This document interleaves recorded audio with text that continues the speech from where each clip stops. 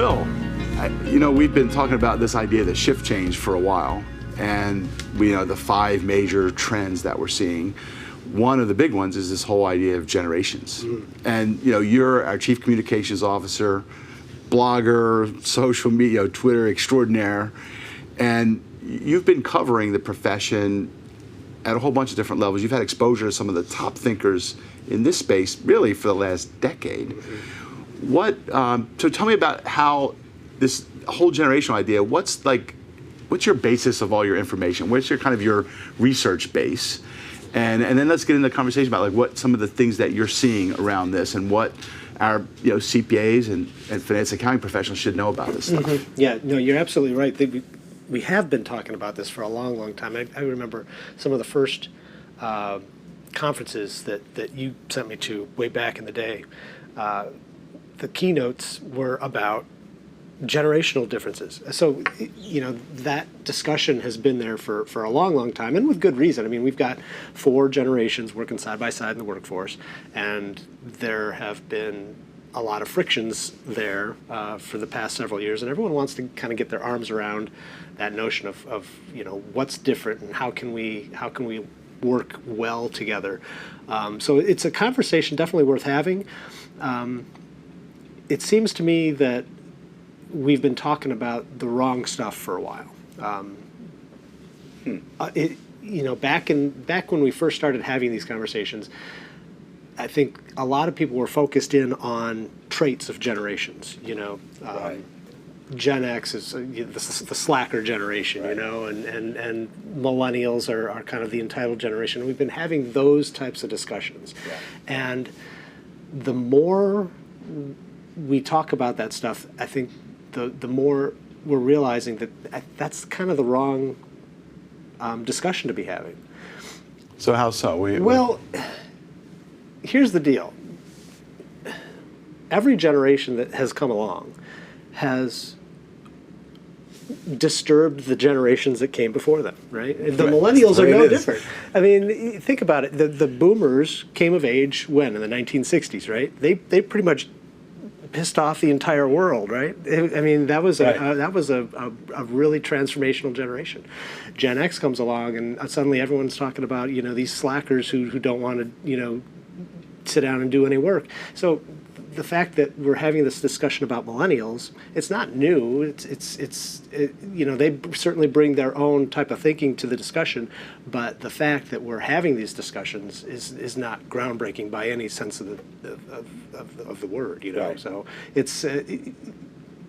seems like we've been thinking about this all wrong and thinking, oh, we've got this brand new generation. What are we going to do with these guys?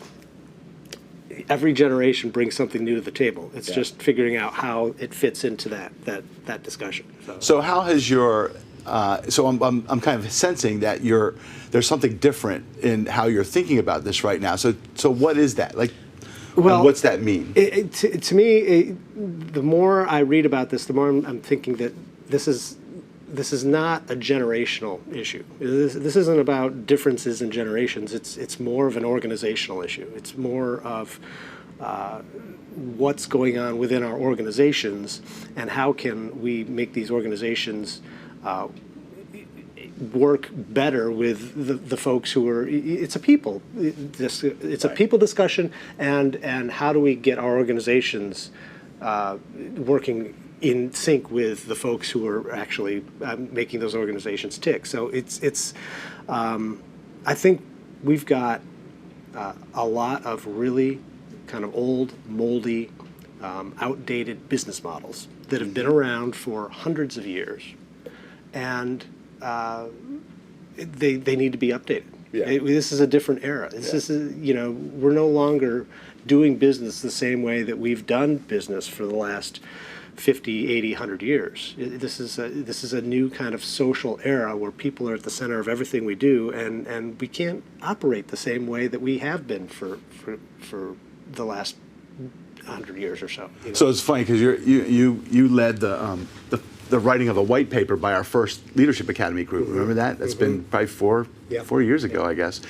And the title of that white paper says exactly what you're saying, right? Which is what got us here won't get us there. Right. Right. So that that generation, which had a lot of Gen Xers and millennials in it, in that leadership class, really were trying to kind of sound that call to say there has to be a better way to make this work. And I think your idea of it being people-centric is the crux of this. I think the other thing that's interesting is like this whole shift change idea. This stuff's all interplaying, right? So technology, the workplace itself, right? The generations, obviously leadership. Those are all working together, which makes this probably more complex. And that's why it is bigger than just about the generations. Although the generations are an opportunity, and I love what you're saying, I see it as it's about getting the strengths of everybody in the table. Yeah. If you can get all of the strengths of your team working in alignment to where you're trying to go, and maximize every generation. You know, the boomers have wisdom. The Gen Xers are the linchpins. The millennials bring collaboration and some technology skills. Now, if you took that and said, wow, how could we make a nice big mashup of that? Right. What could we be doing differently from that standpoint? Yeah, you're absolutely right. It's really about strengths, you know, and everyone brings something different to the table. But at the end of the day, I think we all want kind of the same thing. There's a million articles out there about what do millennials want out of the workforce, right? What do they want? They want to feel that their work matters. They want a nice, clearly defined career path. They want all these things. But it's not what millennials want. I think it's what we all want those things, right? So this isn't a millennial discussion that we should be having. This is how can we change our business model so that we're providing all those things for all of the people who work for our organizations. It's funny. I'm sensing now, like my insight, right, just from this conversation is. It isn't generational differences is the wrong way to think about it. It's like generational strengths. And if we could do that, how does that change your thinking, right? Because the minute you think about differences, you're immediately going, well, what do you have versus what do I have? And now I've got to overcome that. But if you said, what about generational strengths? How do we build on that together? It's a different way of thinking, isn't it? It is. And talk about a different way of thinking. There's a new book that it's not even out. I think it's coming out in March. You were doing a preview of it, I remember, right? A couple folks that you and I know very well, Jamie Nodder, Matty Grant, they're consultants in the association world, and they wrote a book a couple of years ago, which is very similar in structure, called Humanize, talking about the way that our organizations are set up. But they have a new book coming out called When Millennials Take Over. And on the surface, it sounds like, just another typical generational discussion, but it's not. It approaches it from this organizational point of view. And they say a couple of really, really interesting things in this book. First, they look at it. They look at this generational discussion from a couple of different factors. And the first one is centers around this notion of social business, right? So we are kind of in this new era where people are at the center of everything we do, and social media is just a fraction of that. It certainly brought this to light, but we're now talking about a new era of social business. And what's interesting about the millennial generation is that they have come of age in this era of social business. So it's almost like they're digital natives, but they're also social natives, right? So this is just the way that they have always operated. That's how they see the world. And so I mean, you and I look at this thing, it's like, oh, social business, we have to figure out how to do this, but we don't. I mean, millennials don't, rather. They have just been born into this world, and it's just the way that they operate. So they want their organizations to operate that same way too, right? But they don't. The organizations are trying to figure this stuff out. So when millennials walk into an office that doesn't work the way that they live their lives, there's a lot of friction there. There's a lot of friction there, a lot of frustration. And but what's interesting is millennials aren't going to be frustrated with this stuff for very long, because in about 5 years, I think 2020 is the year that they point to. Millennials will be the most populous generation in the workforce, right? So when that day comes, we're all going to be working the way that they live their lives. Right. Right. They're going to be dictating more and more. It's going to be a millennial world in very short order. Yeah. So we can complain about this stuff all we want, but it's going to happen. So there's that. There's that notion of social business. The other really interesting thing that Jamie and Maddie point to in the book is almost historical in nature. So they have done a lot of research about different eras throughout history, and the way that generations play into that. And what they found is that every 4 generations or so, every 80 to 100 years, this country has experienced a deeply transformational period, culturally, socially, economically, politically. So think back to the 1770s, the American Revolution, right? A hugely we're talking about the birth of the country, right? Fast forward from that time another 80 to 100 years, and where are we? We're in the 1860s, Civil War, and we're talking about an era that had much more going on than just the worst war in our nation's history. We're talking about the end of slavery, all the economic and cultural issues that came along. Beginning of the Industrial Revolution. Huge, yeah, exactly. From the 1860s, fast forward another 80 to 100 years, and where are we? The Great Depression and World War II, and that kind of speaks for itself. Now, what's really interesting is that when you fast forward another 80 to 100 years from the end of World War II, where do you find yourself? Right here. Right here, right now. So we are on the brink of another deeply transformational era in our nation's history. We don't know what that transformation is really going to look like yet, but it's here. And history tells us that something pretty interesting is going to be happening in very short order. And millennials, in another 5 years, are going to be the folks who are entering leadership roles at that particular time. So those things we're talking about kind of a perfect storm here. So we need to be having this discussion about millennials, but the discussion needs to be centered more on how they're going to change business going forward, and less on are they narcissistic or entitled or things like that. They are who they are, and there's nothing that we can do about that. But what we can do is start positioning our organizations to become more social and to take advantage of the strengths that those millennials bring to the table. And I think that's going to be vitally important going forward. So it's funny. So a couple things you're making me think as you were talking about that is this ties into a couple things. We think that this organizational piece has to be, our mission, if you will, is to make our profession future ready.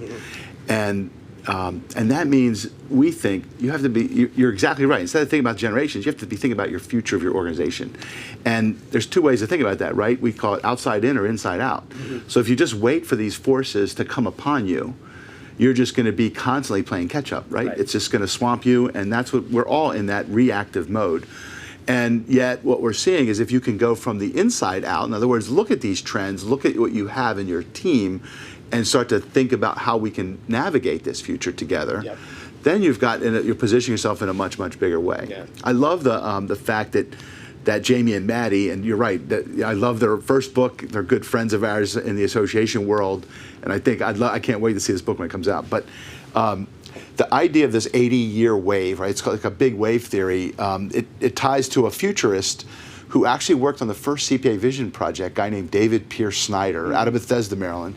He spoke at the AICPA Council, I think it was in 2011, and talked about the exact same thing you're talking about, which is he studied those really big waves of transformation, and he said we're going through that wave right now, which is exactly what their research would say.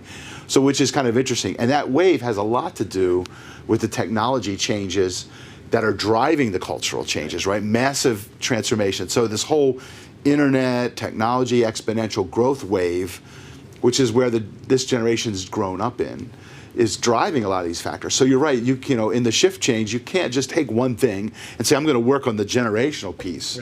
That's not going to be enough, right? Because it's the combination of these things. So that's kind of interesting. So as you think about this, what what would be some recommended? What's your 3x5 card that you would say to the average CPA out there? Right? What would you say they should do? On a 3x5 card, I always go back to some advice that another good friend of ours, Jeff DeCania, another consultant in the association space, when social media was really starting to take off, he gave me this piece of advice, and I think it still rings true today.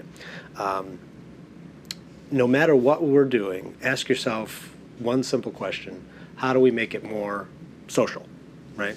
Yeah. So maybe that morphs into how do we make this more people-centric? You know, how do we and that goes for everything we do. Our organizations. This is not.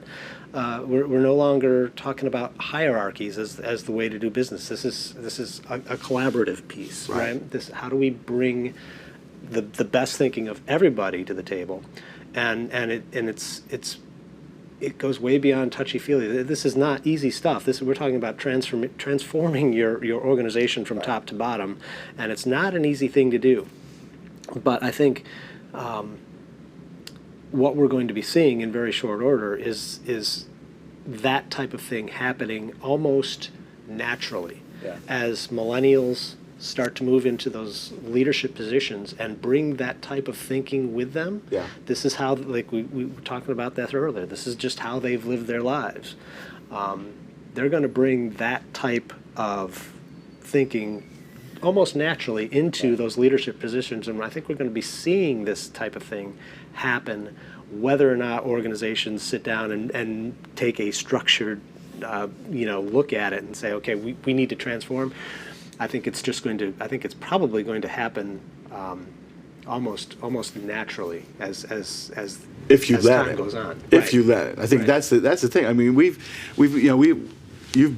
been training young professionals now for almost a decade. Mm-hmm. So we have a lot of insights. We have insights into the students and the young professionals, and then certainly our seasoned professionals. Right. But I think what's different now is the young professionals, because of technology, can do their own thing more than they ever could right now. Mm-hmm. I mean, the cloud allows them to set up a practice with the same power that a giant practice had. Video conferencing, cloud-based, accounting, research, all that stuff. They don't have to have a big library. They don't have to have a big office. Yeah. So I think the stakes are a little bit different now, and what worries me is that many CPAs are still trying to say, well, I don't have time to think about all this change. Right. And my worry is that it could come in a big wave, and the next thing you know, the whole world's changed when they realize it's too late to realize. Exactly. So I think that's where kind of our sense of urgency has been around this. This whole war for talent is heating up. And so the organizations who are actually taking this bull by the horns are going to be the ones that we're starting to see pull ahead now. And our goal is to make everyone aware, to say, you've got an equal shot. Everyone's got the ability to do this, but you're going to have to move. This type of stuff, social media and the cloud, everything, it really levels the playing field in a huge way. I mean, it allows much smaller organizations or sole practitioners to compete on the same level as the big guys, right? They can recruit globally now in ways that they couldn't have even thought of doing before. So it really is a game changer. Yeah. And I remember back when we first started doing a lot of the social stuff way back. Gosh, I can't believe it's been like 10 years now, but it really has. And a lot of our older members, some of our colleagues at other state societies and organizations just in general say, why are you guys spending all this time on, are you seeing any results? It goes back to that old question, what's the ROI? Right. And no, we weren't seeing a whole lot of return on that investment. But what we have been telling people right from the very start is we think it's important to be doing this stuff, and we're looking at it as kind of an investment in the future, because the young folks who are just entering the workforce, this is how they're living their lives, right? So we kind of looked at it with that future focus, right? Pointing to the day when everyone would be kind of working in this space, and that day is rapidly approaching. Right. So to the folks who have kind of been dragging their heels on this stuff, the time has come to if you haven't already. It's not going away. Right, exactly. get on the train now because it's leaving the station. In fact, it's already left. I mean, so it's really interesting from that point of view that this stuff was new and exciting and kind of fresh, but it was also just an investment in where the world was headed, and we're there at this point. This whole idea of generations, you're saying generations, it's really about the organization. Yeah. And I think I agree with that wholeheartedly. And I think it's about the organization being proactive instead of reactive, and that means driving their own transformation rather than letting the transformation come from the outside. Yeah. If you're reacting to these changes, all it means is that somebody is always ahead of you, right? Exactly. So you get anticipation and proactive, or as Dan Burris would call it, being preactive, right, is I think hugely important at this point. If you're just playing catch up, that's not enough anymore. So, to sum all this up, right, which gets back to, I think, what you've been saying and what we've learned in social media. You're right, you and I started out way back, and it was really to connect the students. Remember, we did Second Life, blogging, Twitter, those kind of things. We tried it all. And I would say that, and then, you and I ranked by social savvy. I know you get humbled and embarrassed by this, but, Social Savvy Global from Australia ranked you and I the top 2 people in the world of accounting as influencers. Yeah, social influence. Because of our social influence. Right. But take all that away, the bottom line is social media is really social business. And business has always been about people and relationships. Right. It always has. Right. But we keep thinking about this as like a separate bucket, but it's not. It's not. It's how we've always. It's what we've always done. Yeah. It's what any good organization has always operated in that space. Yes. It just allows us to do it on an exponential scale. On a bigger scale. I mean, we can do this in a much larger way than we ever could before. Individuals have much more control over their personal brands than ever before. Yep. It's if you look at it in that light, it's no different than what CPAs or business Always people done. have always done. It's networking, it's relationships, it's about building trust, and we've always done that. But we can do it on a much larger scale than we ever have before. Yeah. So another thing about this generational thing, Bill, that you and I have talked about, I think, is the fact that this is a hard trend. We've known about, I think Drucker says, all demography is destiny. So why haven't people figured out this curve? Like, why haven't people been preparing for the fact that there's going to be 2 boomers leaving for every 1 extra to replace them? Yeah, I don't know the answer to that, except to say that they're willfully ignoring it, or they just don't want to deal with it. It's a really hard problem, and with all hard problems, we tend to kind of like shove it aside and work on something else. So, but you're right. We're at a point now where you can't ignore it anymore. It's here, and it's an issue that we need to deal with. So this ties to the war for talent. It ties to succession planning. Some of the major issues that we're facing in the profession and in business in general. Any insight into what's the answer from that standpoint? Deal with it. I mean, this is no longer an issue that you can just shunt aside and over into the corner. You gotta deal with the elephant in the room, and that means organizational change. And you hit it earlier. I think you talked about the idea of career pathing, right? Mm-hmm. So it's about getting your ducks in a row and looking at the career path and what kind of skills you need in the future, and beginning to map a trajectory of how are you going to fill those leadership pipeline from the very starting point all the way up to the seasoned people that might be leaving you, right? Right. And this is a big deal, because Huge deal. Your talent, if they sense that your organization isn't up to speed with this stuff, isn't on the cutting edge, isn't staying ahead of that curve, if they sense that, they're not going to stick around, right? Yes. They're going to go work for somebody who does. Yep. So the folks who aren't moving on this is bigger than just today and tomorrow. This is the future of your organization you're talking about. So I mean, this is a really, really big deal. We're seeing this ties into culture, it ties into learning and how you're taking care and developing your people. We've heard young people say, if I'm not being developed in some of those new skills we just talked about a little earlier, I'm becoming obsolete. Right. And it's not technical skills. It's the soft skills that they want, and and are asking to be invested in. And if you're not investing in them, they think, well, you're making me obsolete. I might as well go somewhere where I'm going to find that. Exactly. And you know, millennials more than others, but I think everybody wants that type of thing in this day and age. They want to know that that their work matters and that the people that they work for are moving in the right direction. If they're not, they're not going to stick around. I mean, another big complaint about the younger generation is that they're job hoppers, but they're not. They'll stick around if they know that you're developing them. They've got and they feel like part of the purpose, right? That's it. Right. And it's only when they don't feel like they're getting that they're going to be looking for another path. So that's really the call to arms for organizations nowadays. This is a lot more than just, do you have an open office or cutting edge technology? This is the future of your organization you're talking about. So Bill, it's funny that the whole generational thing evolved into the social piece, because social business, which I think comes back to your whole idea of the organizational thing. I want to kind of close with some of your thoughts about this whole idea of the talent war. I mean, I'm seeing this. So we always talk to it when we do our presentations about the curve, the smile curve, like a big smile. And at this end is boomers, this end is Gen Xers, and at this end is millennials. So your point, in 2020, millennials will be shifting, the boomers will be more retired, and they'll be the biggest generation. But they're actually bigger than any other generation. Right, they're bigger than the boomers were. Yep.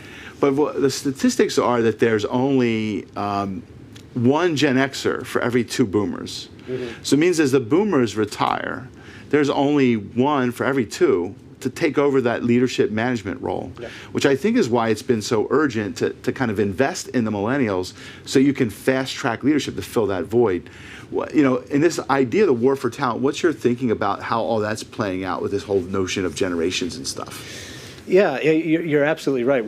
There aren't nearly enough. I mean, the numbers bear it out. It's just simple math. There aren't enough Xers to take the places of all the boomers who will be heading out the door. Although, and that may be a separate conversation. There's some question about whether the boomers are actually going to be heading out the door. They're staying around longer. Going to stick around for a while. But yeah. So the leadership piece is the kind of the elephant in the room that in this whole generational discussion, and it's becoming hugely important and almost urgent to ramp up the leadership skills of the younger folks in the workforce so that they can take the spots that are just going to be there when the boomers start to leave. So and the leadership of the Gen Xers. I mean, we hear the Gen Xers beg for leadership training because I think this goes back to our original, like with the white paper, because leadership is different. So this is the other one of those shift change ideas. But the fact that leadership is different means that what got you there won't get you, right? What got you here won't get you there. The boomers' style doesn't work with the next 2 generations. So the Xers have to get a new style, right? Yeah. What are some of the differences in that? Like, what would you say to that? Yeah, no, you're absolutely right. And leadership itself is changing.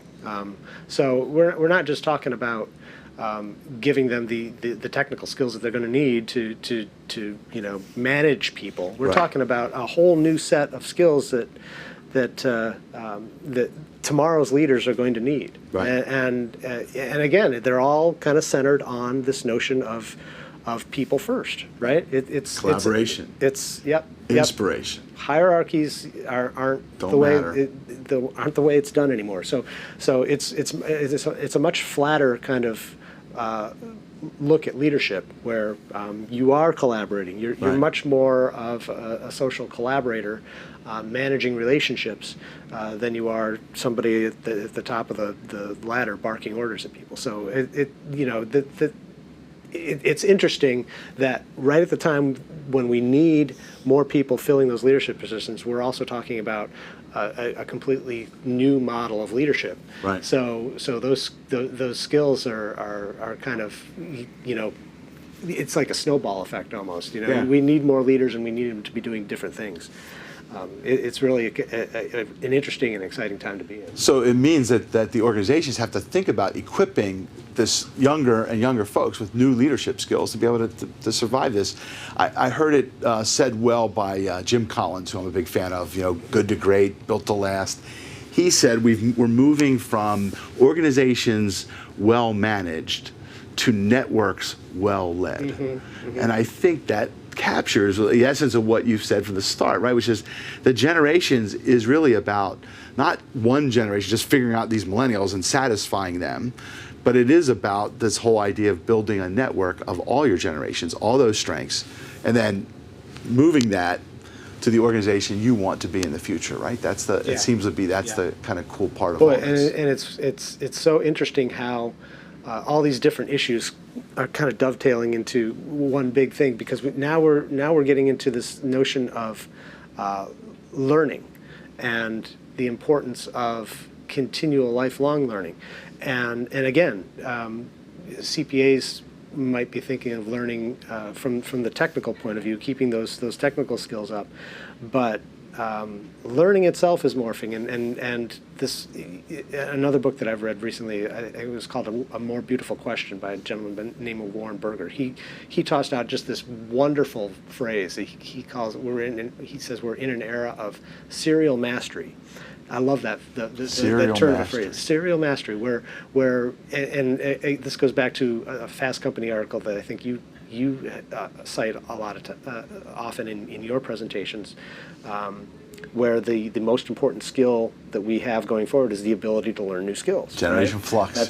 That's where we are, and I think that's the kind of mindset that people have to have nowadays in order just to stay ahead of the curve, right? Yeah. Just to keep those, because things, it's technology, but it's also social business. All these things are changing the way that we operate and live our lives in an almost constant way. Yeah. And it's if we don't have that mindset, we're going to get woefully behind. So we are at a point where just in order to stay relevant nowadays, you've got to constantly be learning and learning new skills that maybe you didn't even know you needed back when you were in college, right? A college education will only get you so far, and then it's that lifelong learning that will take you to the next level. So it's funny because the one thing that college students write down when we talk about careers and things is, and they write down almost nothing. They don't take notes. They literally write down L greater than C squared, right? Our concept that in order to succeed, you have to keep your rate of learning greater than the rate of change and greater than the competition. And they kind of look at you and go, I never really thought about after college I have to keep learning. And it's like, no, you're actually probably have to learn faster than when you were in college. But I think talking about generations, I think that's another key difference with the younger generations, is that they're used to that type of thing, right? They're used to having to ramp up their learning curve on an almost constant basis because things are just changing so quickly. So they're way ahead of the curve than in that notion. Right. Us older folks find it a little harder to kind of learn new stuff, but for them it's just second nature. So it's just a byproduct of the times that we're in. You have to do this stuff, and so they do. So it's interesting how this conversation really hit on all the major elements of the shift change, right? You can't talk about one without talking about the other one. So you've already hit learning, leadership, right? We talked a little bit about the workplace and technology along with generations. They're not separate discussions. This all kind of flows into, one leads to another. So. And I love the way you frame this, which is what an opportunity. So the opportunity is to stop talking about generational differences, stop trying to figure out the magic formula for each generation, and instead get them all together, get the strengths going, and get moving, right? And you figure out what you want to be in the future from your organizational perspective, and drive your team that way. Yeah. That's the key. That's the key. And again, it's all about people and relationships. And if you look at it from that point of view and approach it from strengths, changes the picture. Yeah, it does. Yeah, completely. Cool. Well, thank you very much. Thank you.